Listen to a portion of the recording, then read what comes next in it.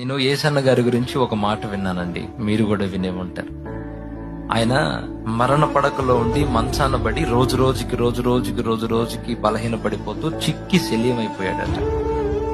ఎముకలు గూడైపోయి మంచంలో చావు బ్రతుకుల మధ్యలో ఉన్నప్పుడు ఆయన పక్కన ఉన్న సేవకులతో అంటున్నాడంట, అందరూ కలిసి దేవుని పాదాలు పట్టుకోండి. ఒకసారి గట్టిగా స్తోత్రం చెప్పండి, గట్టిగా చెప్పండి. ఆయన అన్న మాట ఒక దైవజనుడు చెప్తే నేను విన్నా.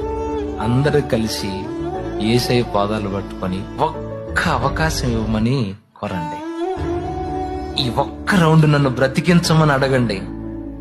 ఈసారి లేచానా రాష్ట్రాన్ని, దేశాన్ని ఒక్క ఊపు ఊపాలి మరొకసారి.